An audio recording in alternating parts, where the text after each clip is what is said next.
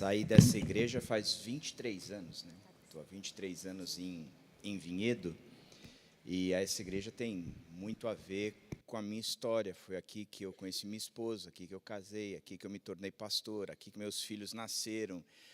Essa quadra, quem fez o primeiro gol na inauguração dessa quadra, eu não quero dizer, mas assim, porque o orgulho não me permite, né? Cresci com alguns de vocês, o próprio Clauber, né? Cresci com o Clauber, pesquei muito com o Clauber, estava falando com ele ali, que se eu abrisse a minha boca, ele não seria pastor em lugar nenhum na face da terra.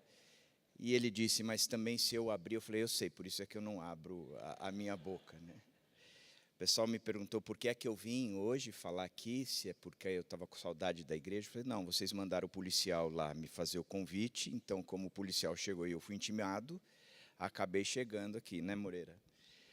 Privilégio meu estar aqui com vocês, a responsabilidade de conversar com vocês sobre o tema sementes e frutos. Eu tenho sempre uma preocupação quando a gente olha para o resultado, né? Nós queremos frutos, nós queremos frutos, nós queremos frutos. Como o coração da gente é enganoso e é desesperadamente corrupto, diz a Bíblia, quando a gente fala de frutos, eu penso que a gente sempre está olhando para algo que é benefício nosso. Eu quero poder desfrutar destes frutos, eu quero poder saborear estes frutos. Mas quando a gente pensa numa árvore, nenhuma árvore ela produz fruto para si mesma. Todo fruto que ela produz, ela mesma não se beneficia dele. Ela vai alimentar, adoçar a boca de outros. Biblicamente falando, o fruto que nós temos que produzir, ele também não é para nós. Então, como é que nós temos que pensar ou trabalhar para poder colher esse fruto que de fato não é para nós, mas faz sentido no reino? Uma das coisas que eu tenho pensado é que o próprio fruto não é algo que eu tenho controle. Eu sou do interior, gente. Na igreja que eu frequento, lá nós temos uma parreira, nós temos jabuticaba, nós temos manga, a gente tem figo, a gente tem limão, a gente tem laranja, é outro papo, não é o que vocês estão acostumados. Quando eu cheguei lá, em Vinhedo, eu comecei a aprender o que era essa questão de jardim, de planta. Eu fui morar na casa de um pastor e me falaram o seguinte, ele alugou a casa para a gente, aqui é o jardim mais bonito de Vinhedo. Já pesou, né? Eu sou crescido em São Paulo, a proximidade que eu tinha com qualquer tipo de planta eram os xaxins de samambaia da minha mãe, e cheguei num terreno que tinha pé de groselha. Groselha, para mim, era vitaminada Milani, eu não sabia que existia pé. E tive que aprender. Tinha um orquidário, eu regava o orquidário todo dia lá, enchia de água.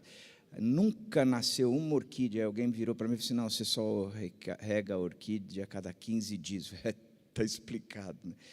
Mas depois eu comecei a aprender e a gostar de conhecer um pouco mais a respeito de uma planta, como é o ciclo dela, o movimento. A gente construiu uma área nova para crianças lá na igreja, mas tinha uma parreira que era originária lá do prédio. Eu falei assim, a gente vai construir ao redor da parreira, mas a gente não derruba. E aprender a olhar a parreira, a poda da parreira, ver com... E o que eu tenho aprendido é que o fruto, a gente não tem controle. Não tem como a gente dizer, nós vamos produzir muito, nós vamos produzir pouco, nós vamos produzir, porque pode dar uma geada, pode esfriar, pode dar uma estiagem, pode dar um monte de coisa, pode dar um bicho, pode, naquele ano, ela não produzir direito. O fruto a gente não tem controle. A minha pergunta é, o que é que a gente tem controle? A gente tem controle se a gente souber procurar a melhor semente. A melhor semente, ela nos ajuda muito a trazer um resultado positivo de um bom fruto. Quando a gente olha, e a gente vai conversar um pouco sobre a parábola do semeador, o terreno está ali. E o semeador, ele não tem autonomia nenhuma sobre o terreno, porque ele joga a semente e ela cai aonde ela cai. Qual é a grande lição nessa história toda? A grande lição é que nós podemos qualificar a semente, saber comunicar a palavra de forma muito bem comunicada, mas a gente não tem como trabalhar o terreno. Então, o fruto a gente também não tem. O que é que nós podemos fazer? E aí é que eu quero conversar com vocês em cima do Salmo 1 e trazer algumas reflexões em cima dele. Eu te convido a abrir a sua Bíblia no Salmo 1, e a gente vai ler o Salmo inteiro. Ele começa dizendo: como é feliz aquele que não segue o conselho dos ímpios, não imita a conduta dos pecadores, nem se assenta na roda dos zombadores. Ao contrário, sua satisfação está na lei do Senhor, e nessa lei medita dia e noite. É como árvore plantada à beira das águas correntes, dá fruto no tempo certo, e suas folhas não murcham. Tudo o que ele faz prospera. Não é o caso dos ímpios, são como palha que o vento leva, por isso os ímpios não resistirão no julgamento, nem os pecadores na comunidade dos justos. Pois o Senhor aprova o caminho dos justos, mas o caminho dos ímpios leva à destruição. Esse é o primeiro salmo, daquele que é o saltério, ou o livro de cânticos do povo judeu, e ele faz uma abertura, e uma abertura proposital, porque ele vai, já desde o começo, mostrar quem são as pessoas com quem eles estão tratando, ou as características daqueles dois tipos de pessoas que o saltério vai trabalhar o tempo todo. E é interessante o livro de Salmo, porque Eugene Peterson diz que o livro de Salmos é o único livro que a gente lê de forma diferente de todo o restante da Bíblia. Todo o restante da Bíblia é Deus falando com o homem. O livro de Salmos é o homem falando com Deus. E a gente vai aprender muito a respeito de oração quando a gente lê o livro de Salmos. Neste caso aqui, a gente vai ver que a introdução do livro, o capítulo 1, este texto que acabamos de ler, ele vai falar de duas pessoas. É um texto que fala de duas pessoas, do justo ou do ímpio. O justo, biblicamente falando, é aquele que foi justificado por Deus, é aquele que Deus olha para ele e diz: nele não há condenação alguma, nele não há erro nenhum. Quem diz muito a respeito disso é o próprio Tim Keller, quando ele fala que o conceito de Romanos 5:1, justificados, pois mediante a fé, é quando Deus nos olha e diz: eu não vejo condenação nesse sujeito. Por quê? Porque ele foi justificado, ele se tornou justo, ele agora aos meus olhos é alguém correto, eu não tenho nada que possa acusá-lo de coisa alguma. O ímpio, ele é descrito na Bíblia, e muitas vezes a gente tem dificuldade de dizer como é que a gente classifica o que significa ímpio, né? A palavra ímpio, o oposto dela é o pio, aquele que é piedoso. O ímpio é o que não é impiedoso. Então, é aquele sujeito que não tem a devoção, porque a piedade não é compaixão, dó, mas é a devoção, a verdadeira respeito, consideração, que não se colocou debaixo de, por isso ele é ímpio. O justo não é que o justo se colocou debaixo de, mas o justo se tornou alguma coisa, porque aquele que é, o fez justo. Então, ele vai falar do justo e do ímpio, e vai trabalhar a respeito desse conceito, o livro de Salmos todos. E ele vai trazer dois resultados nesse capítulo. Ele vai dizer que o justo, ele produz fruto e folha, e o ímpio produz palha solta. Que o justo, ele sabe frutificar, e o justo sabe ter folhas que não murcham e não caem. Mas que o ímpio é como uma palha solta, que é levada para o vento, para qualquer lugar, e não serve para nada, a não ser para, de repente, ser tocado fogo ou sujar o jardim da casa da gente, porque não tem outra função. Agora, além das duas pessoas e dos dois resultados, também vai trazer dois destinos. O justo é aprovado por Deus. O ímpio, ele está reservado a ele a destruição. Então, ele vai falar que o justo produz frutos e folhas, e ele foi aprovado por Deus. O ímpio é uma palha solta e está destinado à destruição. Agora, o texto, ele começa falando o seguinte: como é feliz. E o conceito de feliz aqui é o superlativo do superlativo do superlativo.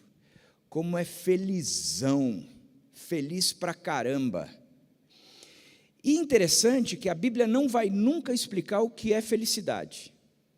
Felicidade é uma casinha pequenina, eu não lembro mais o resto da música. Mas o que é felicidade? A Bíblia não vai falar. Mas a Bíblia vai falar que aquele que é feliz faz determinadas coisas. Bem-aventurado, feliz é aquele que tem fome e sede de justiça. Bem-aventurado, feliz é aquele que é pacificador. Bem-aventurado, feliz é aquele que chora. Bem-aventurado é aquele que é perseguido e sofre por meu nome.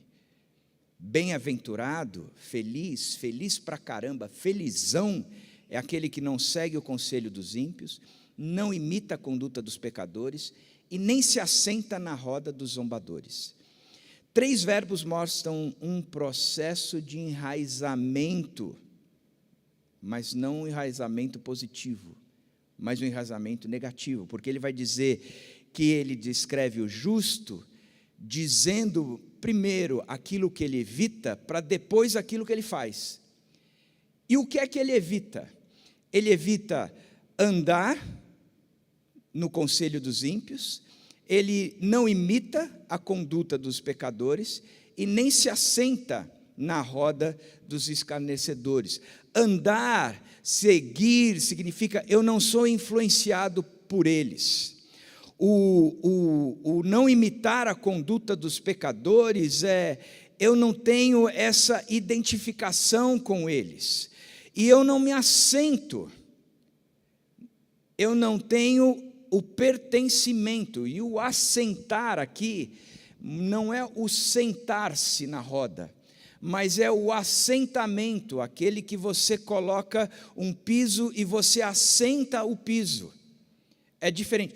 Todas as vezes que um pastor lá na igreja, o pessoal está em pé, ele diz, agora você pode se assentar. A Dani do meu lado diz, é sentar. Todas as vezes. E eu acho que ela já falou isso para todos os pastores. E eu tenho a impressão que eles falam assentar só para irritar a Dani.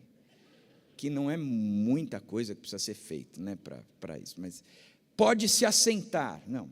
O assentar aqui é quando você assenta um piso. Você coloca ele ali e ele é fixo ali. Ele está assentado.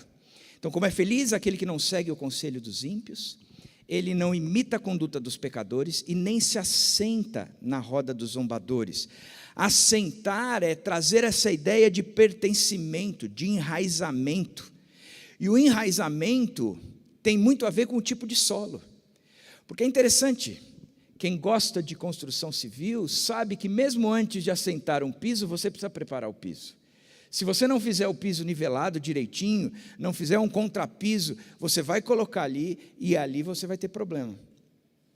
Você não vai ter a fixação direita, o piso vai movimentar e uma série de outras coisas, você vai acabar perdendo aquilo.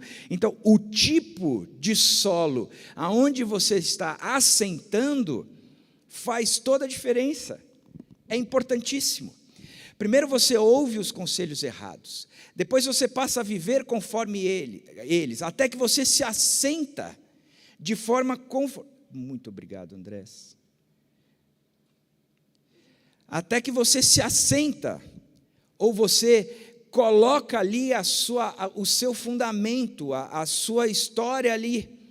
Então você passa a viver dessa maneira.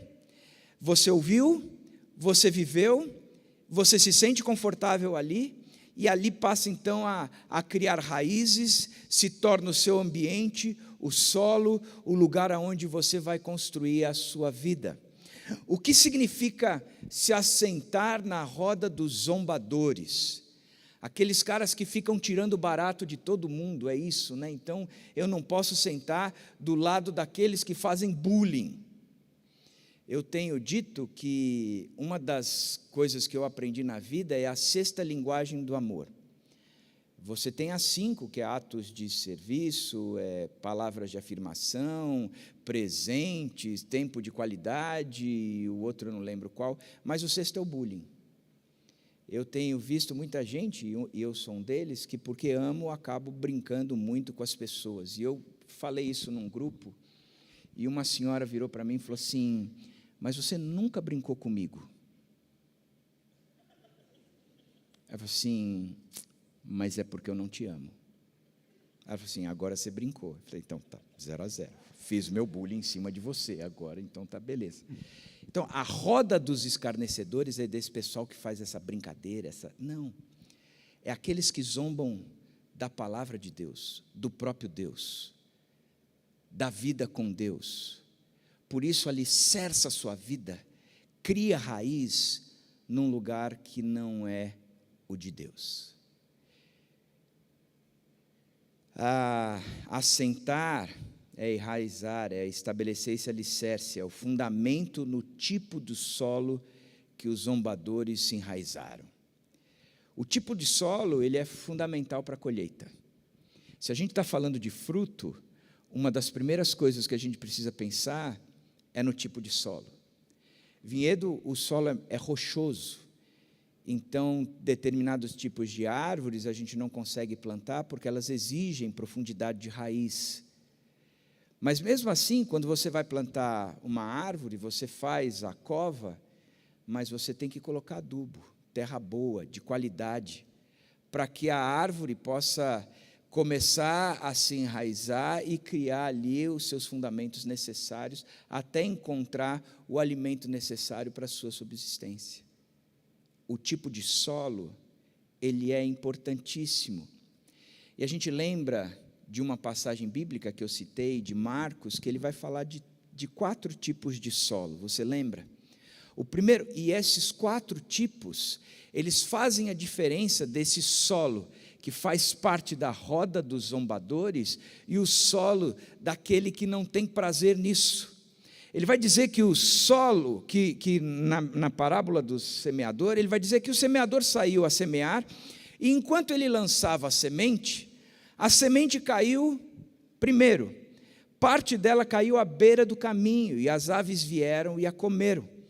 Algumas pessoas, disse Jesus explicando o que isso significava, são como a semente à beira do caminho, onde a palavra é semeada. Logo que a ouvem, Satanás vem e retira a palavra nela semeada. Isso é uma coisa importante, gente, para a gente pensar, porque o diabo existe, ele é ativo e atuante hoje em dia, só que a gente tem uma visão do diabo como se fosse aquele ser que vai encapetar um sujeito e aí a pessoa vai dar um trabalho do caramba no meio do culto. Vai cair, vai gritar, vai espumar, vai retorcer, vai tirar atenção, vai fazer um monte de coisa. Até que alguém vira e fala, você está amarrado. E o diabo está amarrado. E aí você vai... E aquelas coisas, parece que para nós, esse conceito de diabo sempre está associado com essas manifestações extremamente negativas. Uma vez eu estava na Vila Andrade aqui, a gente foi fazer um trabalho na Vila Andrade, e na época o pastor me chamou e falou assim, vamos fazer uma visita numa sala, numa casa aqui. Eu fui na casa e era um casebre bem antigo, bem surrado. E quando eu entrei, tinha um missionário, e tinha um endemoniado com uma faca. E o endemoniado tentando esfaquear todo mundo, e na época era o pastor Marcos Leme, ele me pegou e disse, vamos lá. E aí eles tentaram seguraram o endemoniado, falaram, tira a faca. E gente, eu sou medroso assim na minha essência. Eu tirei a faca e botei de lado, e ficou aquela história toda, e o Marco era grandão pelo menos, né? E o endemoniado e o missionáriozinho, eles rodavam e caíam no chão, levantava, deitava na cama, caía do outro lado. O missionário era pentecostal, então falando em línguas ali com o endemoniado, e não sei o que. Eu falei, cara, eu acho que não tem nada a ver isso que está acontecendo aqui, vou fazer o que eu aprendi. Aí eu virei e falei assim, em nome do Senhor Jesus Cristo, sai dele. O endemoniado levantou, jogou o missionário na parede, olhou para mim e disse, eu vou encher a sua cara de porrada. Eu não tive dúvida, gente. Eu saí correndo. Porque a gente tem essa impressão, né? Que o diabo é essa coisa negativa, pesada, que vem sobre nós, assim. Desde o princípio, o que o diabo está fazendo é roubando a palavra de Deus do coração e da mente da gente. Lembra de Gênesis, quando o diabo chega para conversar com o homem e com a mulher, principalmente com a mulher, no início da história. O que foi mesmo que Deus disse? Que você não pode comer de nenhum fruto disso aqui? E Deus não tinha dito nada disso. Ele vem sempre para pegar a palavra de Deus, distorcê-la, torná-la parecida com o que é verdade, mas não sendo verdade, simplesmente para nos destruir ou danificar o solo que é o nosso coração. Por isso é que quando Jesus enfrenta o diabo, ele o enfrenta com a palavra. Então, algumas pessoas são como essa semente, que é lançada à beira do caminho. Um terreno não propício para que a semente, que é a palavra de Deus, germine ali. Segunda coisa, é que diz que parte dele caiu em terreno pedregoso. E aqui a gente começa a entender um pouco mais quem são os zombadores. Porque onde não havia muita terra, logo brotou, porque a terra não era profunda, mas quando saiu o sol, as plantas se queimaram e secaram, porque não tinham raiz. E aí vem a explicação de Jesus mais para frente, dizendo, a semente lançada em terreno pedregoso, ouvem a palavra e logo a recebem com alegria. Recebem com alegria. Olha que coisa interessante. O Salmo 1 vai dizer que feliz. Marcos 4 vai falar que ele recebe com alegria. Mas, visto que não tem raiz em si mesma, permanece por pouco tempo. Quando surge alguma tribulação ou perseguição por causa da palavra, logo a abandonam. São pessoas impulsivas, emocionalmente guiadas, onde a semente germina, mas não há espaço para se aprofundar, e quando vêm as lutas e a dificuldade de seguir a Cristo, de pagar o preço, de tomar a cruz, de negar a si mesmo, logo desistem, e logo deixam isso para trás, não permanecem, não criam raiz no solo, porque o solo não é bom, não permite que a raiz gere vida, porque o solo não é bom. Tomar a cruz e seguir é para poucos, porque a vida com Cristo é uma vida difícil. O que não se prega aí fora é que a vida com Cristo é uma vida difícil, e ela é difícil, porque ela exige tomar a cruz e negar a si mesmo todos os dias. O seguir a Cristo significa que eu preciso morrer. Cristo morreu por mim, mas eu preciso morrer para mim mesmo. Só quando eu morro para mim mesmo é que Cristo vive em mim. E é só pelo fato dele ter morrido por mim é que eu tenho a oportunidade de poder deixá-lo viver em mim. Mas eu preciso morrer. Eu preciso dizer basta, não dá para continuar essa vida, eu cheguei no fundo do poço. Eu não me levo a lugar nenhum. A minha vida sem Cristo não tem sentido, não é vida. O ser humano sem Cristo é desumano, porque a humanidade só vem a partir de termos a imagem e a semelhança do próprio Cristo. Portanto, o texto nos mostra que um solo que não é fértil é o solo que continua centrado nele mesmo, aonde só busca a Cristo na expectativa de coisas boas, de que o fruto que vai produzir no futuro seja o melhor fruto para si mesmo. Mas não existe isso no reino. Eu não morro para mim mesmo, para desfrutar de mim mesmo. Eu morro para mim mesmo para desfrutar de Cristo. e os outros desfrutarem Cristo em mim. Isso é cristianismo.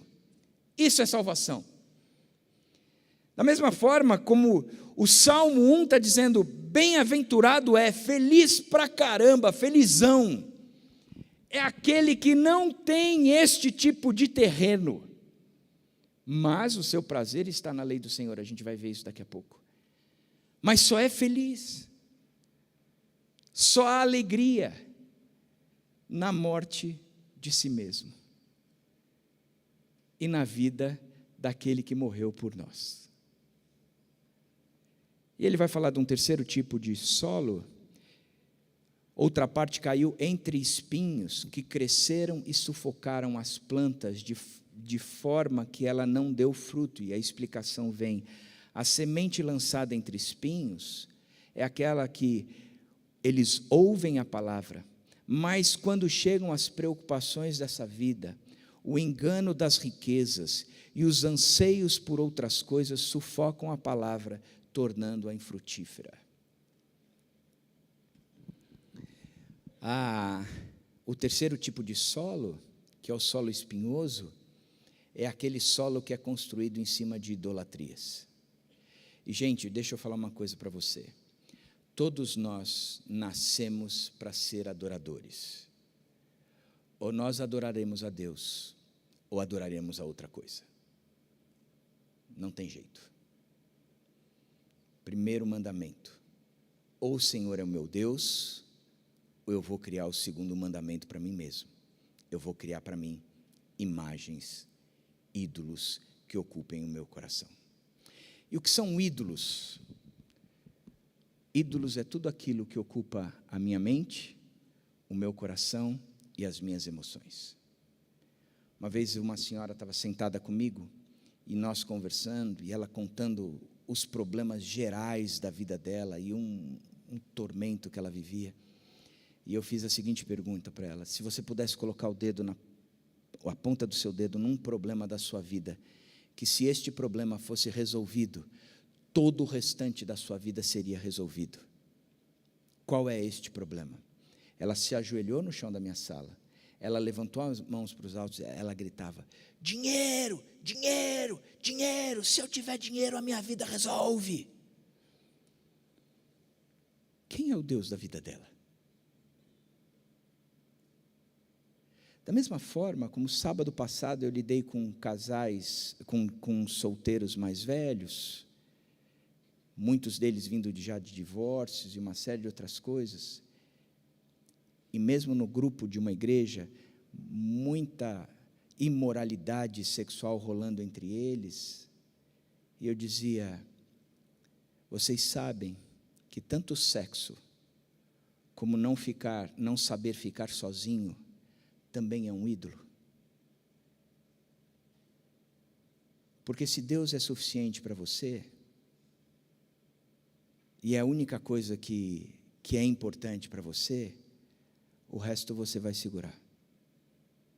Mas quando Ele não é importante para você, você vai buscar coisas que estão dominando a sua mente, as suas emoções, o seu coração, o dinheiro, relacionamentos, o sexo, o trabalho, a carreira, o time de futebol, menos o Corinthians, tá, gente? Isso não é pecado. Você vai escolher. E o solo espinhoso é o solo que permite que os ídolos desse mundo sejam construídos no nosso coração. E aí ele vai falar de um quarto tipo de solo que caiu em boa terra. A semente é a palavra. A terra é o coração da gente. Eu não posso mudar a terra, mas eu posso qualificar a semente. E pegar, sabendo e conhecendo a Bíblia, lançar a melhor semente que confronte os ídolos do coração daquela pessoa com quem eu estou conversando. Isso eu posso fazer. Isso cabe a mim. Mas o que é a semente? Como é que eu qualifico a semente? O texto explica que bem-aventurado é aquele que não faz uma coisa. Ele vai dizer, bem-aventurado é este cara que fez do seu coração um solo fértil, que não deixou o diabo, nem as preocupações e tribulações da vida, e nem os ídolos desse mundo.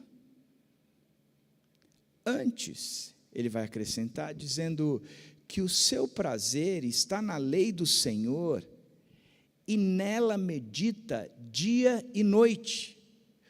O seu prazer, a sua satisfação, se o solo tem um certo valor para a produção do fruto, a semente também tem. E se nós estamos falando de que nós queremos fruto, nós temos que qualificar a semente. E a qualificação da semente, para o cristão, é que só há uma semente, que é a palavra de Deus. Antes, o seu prazer está na lei do Senhor, e nessa lei medita de dia e de noite, de dia e de noite, de dia e de noite. Texto paralelo a esse, Josué 1, a partir do verso 8, 9, 10. Não cesses de falar, Josué, deste livro da lei, antes medita nele de dia e de noite, para que tenhas o cuidado de fazer tudo quanto está escrito nele. Então serás bem-sucedido em tudo o que fizeres. Não cesses de falar deste livro da lei, antes medita de dia e de noite. Sabe qual é o problema do cristão hoje em dia? O cristão não lê mais a Bíblia. Não sabe nada a respeito da Bíblia, mas sabe tudo a respeito dos influenciadores do mundo. O cara sabe quem fala a respeito da Bíblia, mas ele mesmo não sabe da Bíblia.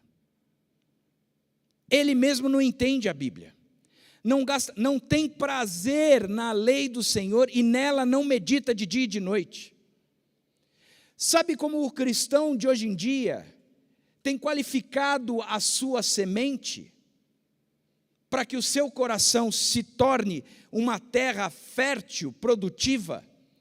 Qualifica com devocionais que não duram mais de 5 minutos, mais do que 5 minutos por dia.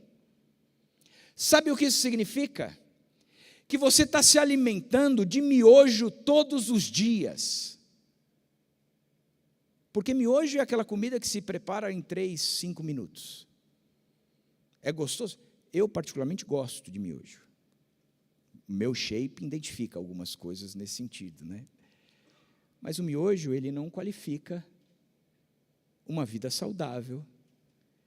E qualquer um que viva de miojo, não é só muito sódio, não é só muito carboidrato, mas tem um monte de outras coisas em cima que você sabe que a sua saúde ficará deficiente por causa disso. Agora, se nós entendemos isso, nós temos que entender que a vida espiritual exige do cristão um estudo sério, lento, vagaroso, profundo da palavra de Deus. Sabe por que eu estou dizendo isso? Porque quando a gente fala dos finais dos tempos, em geral, a gente aponta para grandes catástrofes, né? Você viu o que está acontecendo no Oriente Médio? O que está acontecendo com Israel? Você tem escutado as guerras e os rumores de guerra, como tem crescido isso no mundo ultimamente? Os tsunamis, os terremotos. Isso evidencia os finais dos tempos, não só testa. Pois é. Sabe contra quem Paulo, Pedro, João, Judas, autores do Novo Testamento, escreveram dizendo que o problema da igreja era contra os falsos mestres, aqueles que ensinavam doutrina errada dentro da igreja.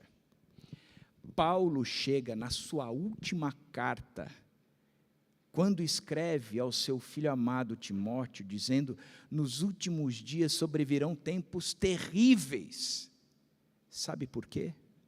Porque ele tinha acabado de dizer que dentro de uma grande casa, que é a igreja, há 2 tipos de vasos: vaso de barro e vaso de ouro, ouro e prata, barro e madeira. Um para honra, outro para desonra. E o que ele disse é: nos últimos tempos, os vasos de desonra estarão tripudiando dentro da casa. Nos últimos tempos, serão tempos terríveis, porque os mestres, eles estarão ensinando um outro evangelho, que não é o evangelho de Cristo, deturpando e desviando muita gente do verdadeiro evangelho. Como é que a gente enfrenta o anticristo? Conhecendo a Bíblia. Você está acostumado a ouvir qualquer tipo de coisa nas redes sociais. Desculpa, não promove crescimento. Saia das redes sociais e gaste tempo estudando a Bíblia. O que é que esse texto diz? Para quem esse texto diz? Por que este texto diz? Quem escreveu esse texto? Por quê? Por quê? Por quê? Enquanto eu não dominar isso, eu não vou criar no meu coração um solo fértil e uma semente qualificada, portanto o fruto vai estar condenado. O fruto vai estar condenado. Cria vergonha na cara e estuda a Bíblia. E muito. Há 3 anos nós começamos um movimento dentro da igreja chamado capacitação discipulado. Por quê? Porque nós entendemos que o discipulado é algo que é bíblico, que o cristianismo é simples porque ele se fundamenta no discipulado, e o discipulado é alguém caminhando com outra pessoa ensinando a Bíblia. O problema é que o discipulado, vem cá, vamos estudar junto, vamos, mas a gente pega um livro, vai ler Tim Keller, vai ler Philip Yancey, vai ler qualquer coisa, mas a Bíblia mesmo a gente não está estudando. E a gente falou: a gente precisa ensinar o nosso povo a ler Bíblia. Que se o nosso povo aprender a ler a Bíblia, preparar a sua própria refeição, eles não vão ser influenciados por essas redes de todas sociais que estão aí. Da mesma forma, se ele aprender a fazer o seu próprio alimento, ele sabe ensinar o outro a fazer o próprio alimento.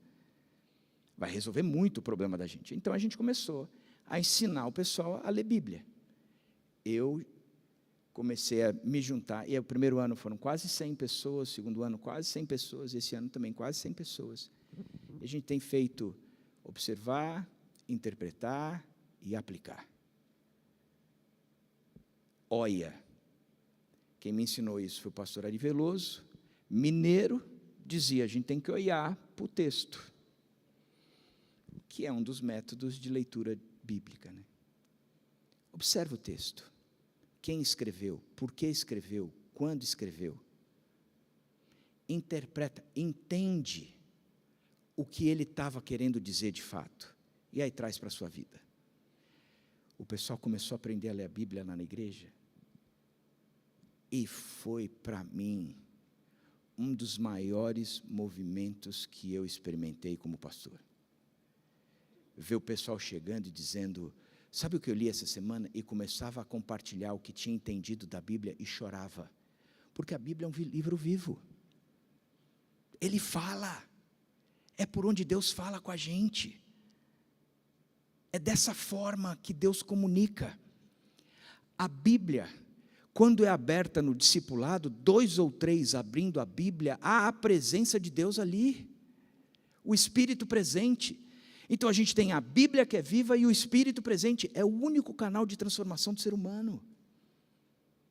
Portanto, é onde se qualifica a semente, que se torna uma boa semente para um solo apto a receber essa boa semente. O justo não é definido apenas pelo que ele evita, mas pelo que ele ama. Prazer na lei do Senhor não é obrigação fria, mas uma satisfação genuína. Meditar significa murmurar, repetir, ruminar, internalizar a palavra até que ela se molde nos nossos pensamentos, no nosso coração, nas nossas decisões. É como uma árvore que se alimenta do lençol freático constante. Pode até não chover, mas tem água para ele. Mesmo quando não chove, continua verde. O que é que ocupa a sua mente repetidas vezes ao longo do dia? Isso está fortalecendo ou está enfraquecendo as suas raízes espirituais? Quando a gente lê o texto de João 15, ele vai dizer: se alguém permanecer em mim e eu nele, esse dará muito fruto, pois sem mim vocês não podem fazer coisa alguma. O que é permanecer em mim? Se vocês obedecem aos meus mandamentos, permanecerão no meu amor. O permanecer para dar fruto é obedecer mandamento. E para obedecer mandamento, você tem que conhecer a palavra. E o texto aí chega no que é fruto, propriamente dito. A semente sagrada. O prazer na palavra e na fonte vai gerar um fruto visível. A vida estável, a vida frutífera e perseverante. É como árvore plantada à beira de águas correntes, dá fruto no tempo certo e suas folhas não murcham, e tudo o que ele faz prospera. Árvore plantada não é acidental, ela foi colocada com um propósito e de propósito naquele lugar. Ela foi colocada junto às águas correntes, da nutrição constante, da palavra que alimenta, que traz os nutrientes, dá o seu fruto no tempo certo. Maturidade espiritual exige paciência, cada estação tem o seu papel. A janela do meu escritório lá na igreja dá para o jardim, é um jardim bem bonito. Cada estação você vê o movimento da criação. As árvores caem, as folhas caindo, as flores surgindo, os frutos nascendo e o ciclo da vida acontecendo. As folhas não murcham, ela é resiliente em meio às crises. Tudo que faz prospera. Prosperidade aqui não é a ausência de dificuldade, mas cumprir o propósito de Deus em cada circunstância. O cristão, ele permanece firme, apesar das secas, e mesmo nas secas, ele produz fruto, porque ele está ligado à fonte, porque o fruto não é consequência de si mesmo, mas daquele que o alimenta. Quero terminar pensando com vocês no texto de João 15, eu sou a videira e vocês são os ramos. Lá para frente, no verso 16, ele vai dizer: vocês não me escolheram, mas eu os escolhi para irem e darem fruto, fruto que permanece, a fim de que o Pai conceda a vocês o que pedirem em meu nome. Presta atenção. Vocês não me escolheram. E aí a gente vai entrar naquela briga bacana, né? Mas eu que escolho Deus ou Deus é que me escolhe? Sou eu que escolho Deus ou Deus que me escolhe? Aí vai. Ninguém mais discute sobre isso. A gente entende que existem os dois movimentos dentro da Bíblia. Deus nos escolhe, mas nós escolhemos. Como é que isso faz? Aí é problema de Deus juntar os dois. Mas sempre que a gente vai falar da escolha, a escolha sempre está ligada a um propósito. Nos escolheu para sermos filhos, nos escolheu para a salvação, nos escolheu para a adoção. Então, a gente fica no movimento se escolheu ou se nós que escolhemos, mas a gente esquece o propósito. Na verdade, a gente deveria estar muito mais preocupado com o propósito, porque o propósito vencia a escolha. Se eu estou vendo o propósito na minha vida, se eu fui escolhido, ou se eu escolhi Deus, não importa, o propósito está sendo cumprido. E é isso que me dá a garantia da salvação, porque o fruto é visível.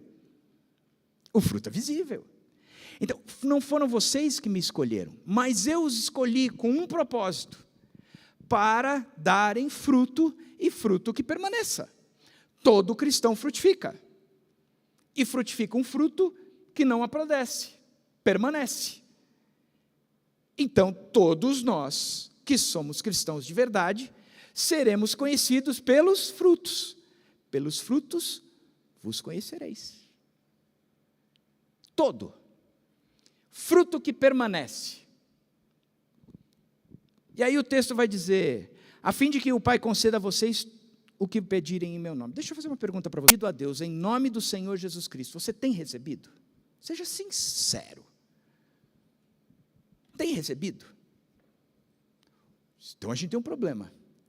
Porque João 15 diz que tudo aquilo que a gente pedir em nome do Senhor, o Pai nos vai conceder.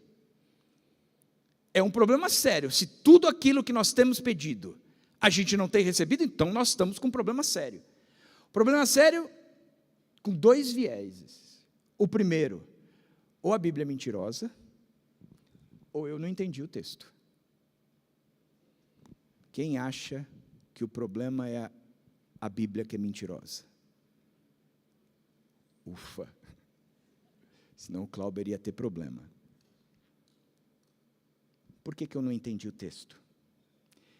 A leitura bíblica, ela, em geral, ela é feita de um modo egoísta. Por exemplo, Ele é capaz de fazer infinitamente mais do que pedimos ou pensamos, segundo o seu poder que opera em nós. O Senhor é capaz de fazer infinitamente mais. E eu quero, Senhor, porque eu sei que o Senhor vai fazer infinitamente mais, infinitamente mais, infinitamente mais. O carro que eu queria, eu sei que o Senhor vai me dar um carro muito melhor. A viagem que eu vou fazer, na hora que eu estiver entrando, vão falar assim, passageiro André Fontana, e eu vou chegar lá, eu estava indo de econômica e vão me dar um upgrade para a primeira classe, porque o Senhor é capaz de fazer infinitamente mais. Quem lê o texto bíblico assim, não entendeu o texto bíblico, porque na carta de Efésios, ele está dizendo que ele, Paulo, ora para que os cristãos de Éfeso experimentem o amor de Deus na altura, na largura, no comprimento e na profundidade. E ele sabe que Deus é capaz de fazer infinitamente mais do que tudo o que pedimos ou pensamos, para que aquela comunidade experimente o amor de Deus na altura, na largura, no comprimento e na profundidade. Todas as coisas cooperam para o bem daqueles que amam a Deus. Eu estou vivendo uma catástrofe, mas Deus vai transformar isso numa coisa muito boa para mim. Romanos 8. Se você ler esse texto assim, você está lendo errado. Porque o texto vai dizer, todas as coisas cooperam para o bem daqueles que amam a Deus, para que nos tornemos a imagem de Jesus Cristo. Todas as coisas vão cooperar para que eu me torne parecido com Jesus Cristo. Nunca tem a ver comigo. Sempre tem a ver com Cristo e o reino. Por isso que a gente precisa aprender a ler a Bíblia. Para não orar errado, porque se a gente ora errado, a gente não recebe. Porque o texto está dizendo que a gente tem um crédito ilimitado diante de Deus e tudo aquilo que nós pedirmos, Ele vai nos dar. Que Deus! Nós temos um crédito ilimitado para darmos fruto que permanece. O que é fruto que permanece? O que é que a gente leva dessa vida? Que fruto eterno é esse? Existe um ditado popular que diz que dessa vida a gente não leva nada. Aí você, lá no caixão, você pode deixar sua carteira, seu anel, vai ficar. Isso é uma mentira. Porque Paulo vai dizer aos Tessalonicenses o seguinte, e olha que texto, quando Jesus Cristo se manifestar, sabe qual é, ou qual será a minha alegria, a minha coroa e a minha esperança? Que a gente canta, né? Até no céu coroa trocar. Nem lembro como é a música, mas eu sei que a gente fala alguma coisa parecida assim. Que coroa é essa?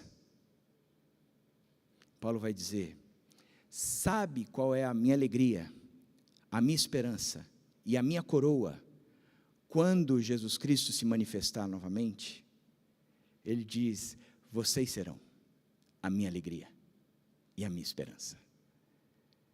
Nós levamos, gente, nós levamos aqueles que influenciamos para o reino, e para tudo aquilo que precisarmos, para influenciarmos pessoas para o reino de Cristo, e não o meu, para o reino de Cristo, Ele nos dá um crédito ilimitado. Você tem tudo o que você precisa para ser um bom semeador, para qualificar a tua semente, de forma que quando você jogá-la, vai ser muito mais fácil daquele que é o terreno receber essa semente. Termino com uma ilustração. Uma vez o dono de uma fazenda muito grande chamou o seu administrador e disse: eu estou viajando, estou deixando a minha fazenda toda nas suas mãos para você fazer o que você precisa fazer. Cuidar dela como se fosse eu cuidando. E eu sei que você vai precisar de dinheiro. E eu estou colocando um crédito ilimitado para você na loja, que tem tudo o que você precisa para manter a minha fazenda. E o cara foi embora. Disse: não sei quando eu volto. E demorou muito para voltar. E quando voltou, chegou na fazenda, o mata-burro estava todo quebrado. A porteira estava desengonçada, aquela estrada que tinha aquelas palmeiras floridas, estava tudo largado. De um lado tinha o pasto e as vacas sempre gordas, ali tinha meia dúzia de vaca mirrada. Do outro lado tinha um açude, que os filhos ficavam brincando de jet ski, o açude tinha rompido, não tinha água nenhuma ali mais. Ele foi chegando perto da casa dele, a casa estava com as janelas quebradas, as portas derrubadas, os animais tinham invadido. Ele falou assim: tem alguma coisa errada. Aí foi procurar o caseiro. Quando chegou no caseiro, a casa do caseiro tinha sido reformada inteira, tinha um muro de 3 metros de altura, cheio de cerca eletrificada, câmera de 5G, 8K, o portão com as letras iniciais do porteiro. Ele tocou a campainha, saiu um holograma. Com quem o senhor quer falar? Eu quero falar com o caseiro. O meu administrador: tá bom. Abriu o portão, foi. Chegou de um lado, o pasto lindo, os filhos brincando do outro lado, num açude que tinha umas carpas cabeçudas que ficavam pulando de um lado para o outro. Ele entrou na casa veio alguém atendê-lo: o senhor fulano de tal já vai atendê-lo já. Ele ficou esperando: vou levá-lo até o salão oval. Deixou no salão oval ali. De repente o caseiro chegou, o administrador chegou. Ele disse: escuta, eu acho que tem alguma coisa errada. Porque aquilo que era meu está todo largado. Mas o que é seu, cara, está nos trinques. E houve uma prosperidade absurda aqui dentro. O que era meu, eu não entendo por que não está desse jeito, porque eu deixei um crédito ilimitado para você utilizar. Ele disse: é que eu fiz uma confusão. Eu achei que aquele crédito limitado era para usar no que é meu. Eu acho que às vezes a gente faz essa confusão. Deus nos deixou um crédito limitado, mas a gente quer usar no que é nosso. E não vai, gente. E não vai. Se a gente quer dar fruto, a gente precisa entender que fruto é esse. Não é um fruto em benefício próprio, mas é um fruto para o reino, que é o único fruto que permanece uma eternidade toda, que passa todas as aflições do mundo e sai mais do que vencedor. Por isso eu não sei como você está aqui hoje. Eu sei quem está aqui hoje. O nosso Senhor Jesus Cristo, aquele que morreu e nos deu a vida eterna, Ele está aqui hoje. O Espírito Santo de Deus, aquele que transforma a nossa mente, o nosso coração, Ele está aqui hoje. O Deus Pai, aonde nós podemos habitar, porque Deus habita no meio do seu povo, Ele está aqui hoje. E a palavra dEle, que é viva e eficaz, também está aqui hoje. Nós estamos diante de tudo aquilo que pode transformar o seu coração. Basta tornar o seu coração um terreno fértil. Como? Morra. Morra para si mesmo. E aí você vai ver do seu interior fluírem rios e rios de água viva, capaz de produzir, como diz a parábola da semente, 30, 60, 90, com uma semente só. É isso que Deus nos chama. Que Deus abençoe.